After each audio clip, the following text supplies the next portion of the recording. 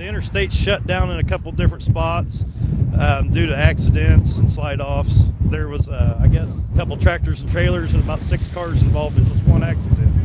There's so many companies up here pulling cars out right and left. I bet they probably pull 15, 20 cars an hour